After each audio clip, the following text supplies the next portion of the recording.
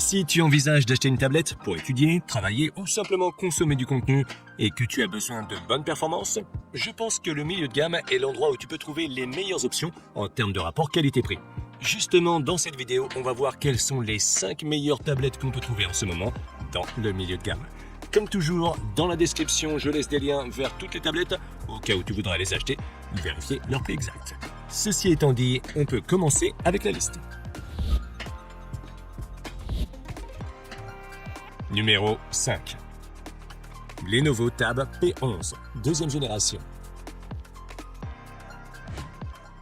La première tablette dont on va parler est fabriquée par Lenovo et est la moins chère de la liste. Au moment de la réalisation de cette vidéo, sa version avec 4G et stylet inclus est disponible sur Amazon pour seulement 250 €, ce qui est vraiment bien. La qualité de fabrication de la Lenovo Tab P11 est très bonne grâce à son dos en métal. Elle dispose d'un écran IPS de 11,5 pouces avec une résolution de 2K et un taux de rafraîchissement de 120 Hz. Cet écran est très beau et très fluide grâce à son taux de rafraîchissement élevé, ce qui n'est pas du tout courant sur les tablettes à moins de 300 €. À l'intérieur, on trouve un processeur MediaTek Helio G99 avec une carte graphique Mali G57 et un choix entre 4 et 6 Go de RAM et entre 64 et 128 Go de stockage qui peut également être augmenté avec une carte microSD. Ces performances sont plutôt bonnes pour les tâches quotidiennes et nous permettent même de jouer à des jeux sans trop de problèmes, bien que les graphiques ne soient pas les meilleurs. La Lenovo Tab P11 est équipée d'une caméra arrière de 13 mégapixels et d'une caméra frontale de 8 mégapixels, capable d'enregistrer des vidéos en Full HD. Elle dispose également d'un système de 4 haut-parleurs stéréo avec un très bon son et même d'une prise casque. Elle est compatible avec un stylet fourni et avec un clavier Lenovo qui peut être connecté directement à l'appareil.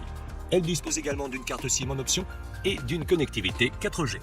Sa batterie a une capacité de 7700 mAh et dans le cadre d'une utilisation normale, elle peut atteindre une autonomie relativement bonne de 10 heures. Elle peut être entièrement rechargée en 2h30 environ via l'USB Type C. À l'heure actuelle, la Lenovo Tab P11 Pro me semble être la meilleure tablette qu'on puisse trouver à moins de 300 €. C'est un bon choix pour la productivité grâce à son stylet ou pour le jeu grâce à ses bonnes performances. Mais son meilleur atout, c'est lorsqu'il s'agit de consommer du contenu grâce à son excellent écran et à son système de haut-parleurs. Pour moins de 300 €, on ne peut pas demander mieux. Numéro 4. Xiaomi Pad 6. La prochaine tablette sur la liste succède à la Xiaomi Pad 5, qui est l'une des tablettes de milieu de gamme les plus populaires depuis quelques années. Au moment de la réalisation de cette vidéo, la nouvelle Xiaomi Pad 6 est disponible pour environ 330 € sur Amazon. Sa qualité de fabrication est bonne, elle est entièrement faite d'aluminium et pèse un peu moins d'un demi-kilo. Elle dispose d'un écran IPS de 11 pouces avec une résolution 2K+, HDR10, Dolby Vision et un taux de rafraîchissement de 144 Hz.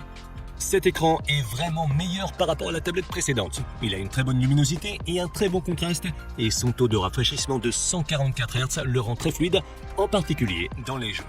À l'intérieur de la Xiaomi Pad 6, on trouve un processeur Snapdragon 870 5G et une carte graphique Adreno 640.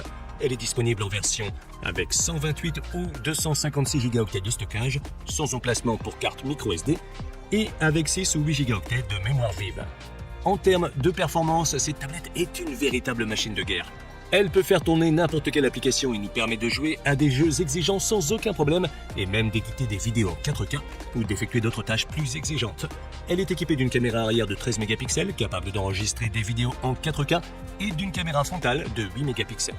Elle dispose également d'un système stéréo à 4 haut-parleurs avec Dolby Atmos, d'une prise en charge de l'audio haute résolution et d'une compatibilité avec des accessoires tels que des claviers ou le stylet de Xiaomi.